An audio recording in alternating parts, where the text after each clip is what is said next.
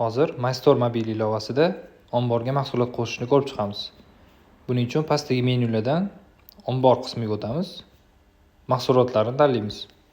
Bu joyda pastda mahsulot qo'shish tugmasi bor, bosamiz. Birinchi bo'lib bu joyda mahsulotni hamma ma'lumotlarni kiritib chiqishimiz kerak. Nomidan boshlaymiz. Misol uchun bir kitobni kiritib ko'raman.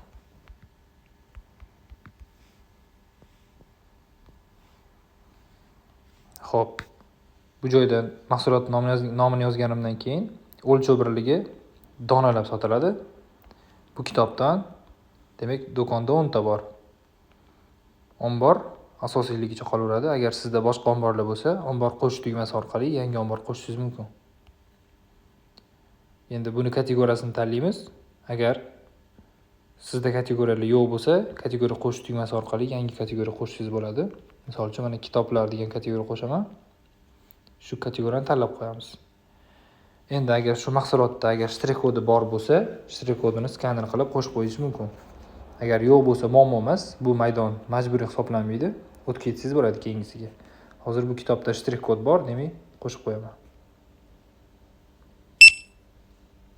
Shtrix kod maydonini o'ng taraf burchagida demak skaner qilish belgichasi bor. Shuni bosish orqali shtrix kodni skaner qilish oynasi ochiladi. Mana skaner qilindi, raqami tushdi.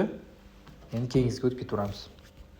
Ta'minotchini ham tanlashimiz kerak bo'ladi. Odatda o'zim degan standart ta'minotchi belgilangan bo'ladi. Ya'ni bu mahsulotni o'zingiz olib kelgan bo'lsangiz, shu o'zim tanlangan holatda qolishi kerak. Agar boshqa ta'minotchilar olib kelgan bo'lsa, ulardan birontasini tanlashingiz kerak bo'ladi. Agar bu ro'yxatda yo'q bo'lsa, ta'minotchi qo'shish orqali qo'shib olishingiz bo'ladi. Bu joyda mana u ta'minotchi korxonami yoki bironta shaxs tomonidan keladimi, shuni tanlab nomi, ism, familiya, telefon raqamlarini kiritib qo'shib olasiz. Shundan keyin bu joyda tanlanadi va keyingisiga o'tiladi. Endi bu joyda mahsulotimizni to'liq to'lov ko'rinishda olib turibmizmi yoki qarz sifatidami? Shu narsani aniqlashtirib olishimiz kerak. Agar to'liq to'lov bo'ladigan bo'lsa, qarz sifatida o'tkazishimiz shart emas, to'liq to'lovligicha qolaveradi. Mahsulotimizni tan narxini kiritamiz. Misol uchun bu mahsulot 25 ming so'mga kelgan. Uni sotamiz 35 ming so'mga. Mana ko'rib turganingizdek, pastda marjasini ham ko'rsatib turibdi. Demak, 40% marjamiz bor ekan. Agar yaroqli muddat kerak bo'lsa, uni ham kiritib ketish mumkin. Qo'shimcha izohlar bo'lsa, mana bu joyga ham kiritsa bo'ladi. Agar kerak bo'lsa, mahsulotni rasmini ham demak kiritib qo'yish mumkin. Buni bosish orqali yoki galereyadan yoki kamera orqali rasmni joylasa bo'ladi. Kamera orqali tanlab ko'ramiz. Mana yuklanmoqda. Bo'ldi, yuklandi. Endi agar mana shu joyda qarz sifatida ham tushuntirib o'tib ketaman. Agar siz mahsulotingizni naqdga emas, sotib bo'lganingizdan keyin to'lov qilishga kelishgan bo'lsangiz yoki qarzga olgan bo'lsangiz, shunda mana shu qarz sifatida bo'limini ishlatsangiz bo'ladi. Buni bosib, pastroqda ochilgan qo'shimcha maydonlarni to'ldirishga to'g'ri keladi. Bunda demak siz misol uchun olgan mahsulotingizni qanchadir qismini to'lagan bo'lishingiz mumkin. Summasini misol 1 millionlik tovar olgan bo'lsangiz, uni 600 ming so'mini to'lagan bo'lishingiz mumkin. Qolgan 400 mingni sotib bo'lganimdan keyin beraman degan bo'lishingiz mumkin. Yoki umuman to'lamagan bo'lishingiz mumkin. Agar qanchadir qismini to'lagan bo'lsangiz, o'shani naqd pul yoki plastik orqali to'lagan bo'lsangiz, shuni o'zingizga ma'qulini kiritib ketasiz. Agar hech qanaqa to'lov qilmagan bo'lsangiz, to'liq qarzga olgan bo'lsangiz, bu ikkala maydonga hech narsa kiritmaysiz, bo'shligicha qoladi.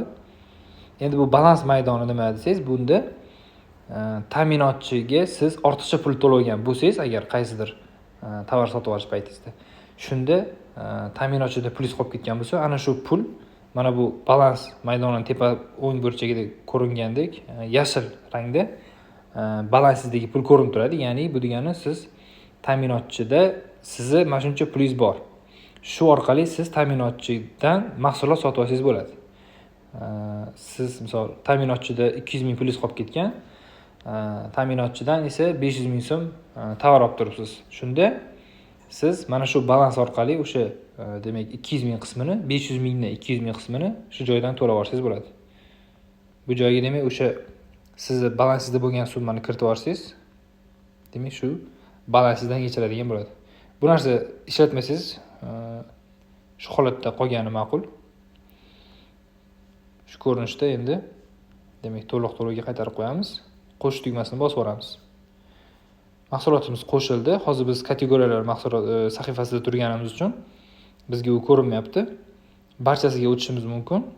Mana ko'rib turganingizdek, birinchida biz mahsulot ko'rindi yoki bu joyda bitta yangilab olsak, biz qo'shgan yangi kategoriya kitoblar nomli kategoriyamiz qo'shildi. Mana ichiga kirsak, faqat shu kategoriyaga tegishli mahsulotlarni ko'ra olamiz. Endi shu mahsulotimiz ichiga kirsak bo'ladi. Mana kirganimizda biz qo'shgan hamma ma'lumotlar ko'rinib turibdi. Tepa o'ng burchagidagi qalamcha belgisidan ma'lumotlarni tahrirlasa bo'ladi.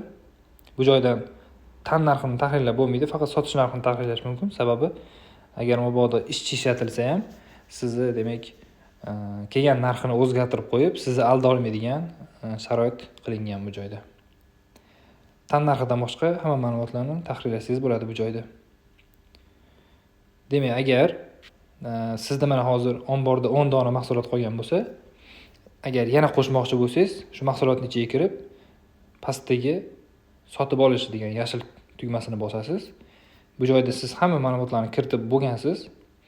Endi faqatgina mana shu soni miqdori degan joyda yana misol uchun 5 ta sotib olib turgan bo'lsangiz, 5 ni yozib turib, pastdagi sotib olish tugmasini bosib yuborsangiz, mana 10 ta edi, 15 ta bo'lib qoldi.